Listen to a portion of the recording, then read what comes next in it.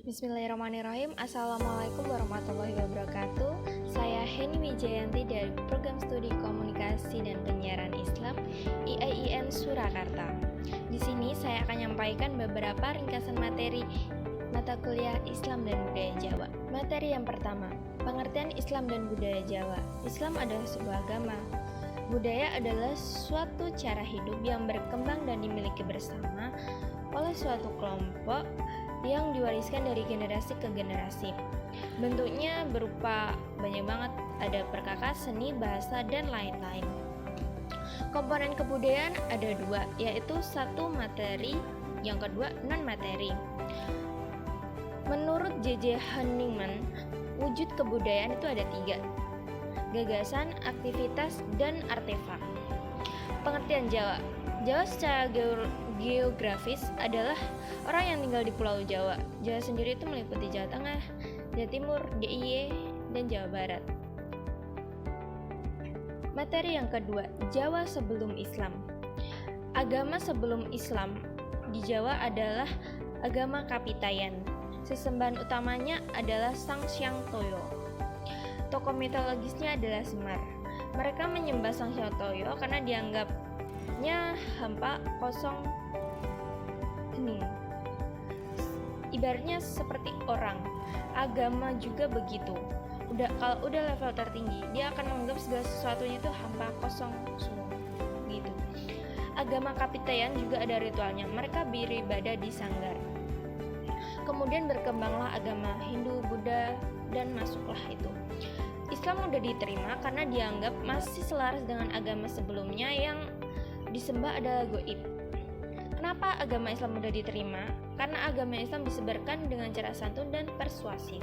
Materi yang ketiga, hubungan Islam dan budaya. Ada tiga pandangan antara agama dan kebudayaan, yaitu satu, agama itu adalah sumber dari kebudayaan. Yang kedua, agama dan kebudayaan itu tidak ada hubungannya, menurut Peter John Parker. Dia melihat agama itu sesuatu yang sakral, berasal dari Tuhan, sementara budaya itu dari manusia, sehingga berbeda. Ketiga, agama salah satu unsur kebudayaan. Kemudian ada tiga pendapat mengenai hubungan Islam dan kebudayaan itu. Satu, taslih, menerima. Dua, taklil, mengubah. Tiga, Islam menolak kebudayaan. Contohnya ngaben. Di Islam kalau orang meninggal ya dikubur. Ngaben kan, sedangkan ngaben itu dibakar dan jadi nggak bisa diakulturasikan. Materi keempat, kaitan nilai Jawa dan Islam pada aspek ritual. Ritual sendiri memiliki pengertian sesuatu yang dilakukan secara terus-menerus pada waktu tertentu. Ritual yang berkaitan dengan Islam dan Jawa ditandai tiga fase besar, yaitu kelahiran, pernikahan, dan kematian. Materi yang kelima, universalisme kebudayaan Islam. Pengertiannya adalah adanya kemampuan untuk membuka diri dengan berbagai kebudayaan di dunia. Islam itu elastis, itu yang memungkinkan Islam berkembang ke peradaban yang lebih maju. Dan Islam itu kompatibel dari masa ke masa untuk masa ke masa. Sebagai contoh universalisme kebudayaan Islam, contohnya universal itu Ramadan, yang lokalnya itu ya buka puasa. Buka puasa kan nggak harus pakai kurma, bisa pakai kolak dan begitulah. Materi yang keenam, pribumisasi Islam. Pribumisasi Islam menurut Kiai Haji Abdurrahman Wahid atau biasa dipanggil Gus Dur, pribumisasi Islam ialah Indonesianisasi. Pribumisasi memiliki prinsip: satu, agama dari Tuhan, kebudayaan dari manusia, bisa diakomodasikan, bisa menyatu. Yang kedua, menolak Arabisasi. Yang ketiga, pribumisasi Islam bukan upaya menghindarkan timbulnya perlawanan dari kekuatan tempat, tetapi justru agar kebudayaan itu tidak hilang. Yang keempat, pribumisasi Islam menjadikan agama dan budaya tidak saling menyalahkan dan berusaha mempertemukan jembatan yang memisahkan agama dan budaya itu sendiri. Ada tiga sifat pribumisasi Islam, yaitu kontekstual, progresif, dan emansitoris. Materi ketujuh, santri, priayi, dan abangan.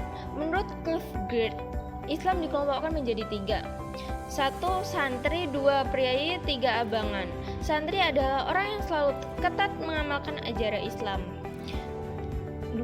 Priayi adalah orang-orang yang memiliki kedudukan dan berpengaruh seperti guru. Ya, ini yang seperti pejabat. Ketiga, abangan. Abangan adalah orang yang beragama Islam, tapi dia kurang ketat dalam menjalankan agama Islam dan menjalankan ajaran Islam. Santri biasanya itu di sektor perdagangan, kalau priayi di sektor pemerintahan dan agama itu kalau abangan itu di sektor pertanian. Materi ke-8, dakwah Wali Songo. Dakwah Wali Songo itu memiliki ciri-ciri bertahap dan pelan-pelan, enggak makso kowe kudu mlebu Islam gitu, enggak. Dan dakwah Wali Songo itu selaras dengan kebudayaan sehingga mudah diterima dan menyebar di Indonesia dan menjadi agama mayoritas di Indonesia. Kemudian materi ke-9, kejawen. Kejawen bermula dari keperkasaan peradaban Mataram yang kemudian menjadikan Surakarta dan Yogyakarta. Kejawen dinyatakan sebagai gaya hidup keagamaan yang bernuansa mistis, seperti etika, adat istiadat, sehingga membentuk paham Javanisme. Cakra Manggilingan itu salah satu istilah Jawa yang artinya konsep hidup atau falsafah hidup. Jadi cokro itu kan bulat atau roda, manggilingan itu berputar. Jadi hidup itu berputar, kadang di atas ya kadang di bawah. Kemudian Kang Parening Dumadi itu juga salah satu istilah Jawa. Kalau manusia hidup itu pasti ada matinya. Pasti kita seperti hujan, filsafah hujan. Dari laut ya akan kembali ke laut. Begitu juga kita. Materi ke-10, Islam Jawa dan Sufisme. Islam salah satu pendekatannya dengan tasawuf, tidak ada paksaan. Tasawuf itu adalah kemurnian, kebeningan, cinta kasih sayang. Sifat paham Sufisme itu juga diterapkan Wali Songo dalam dakwahnya, dalam menyebarkan Islam di Indonesia, yaitu terbuka, luas, adaptif, dan mengikuti keberadaan ajaran selain Islam. Begitu. Sekian ringkasan materi dari saya, kurang lebihnya mohon maaf. Wallahul muwaffiq ila aqwamit thoriq. Wassalamualaikum warahmatullahi wabarakatuh.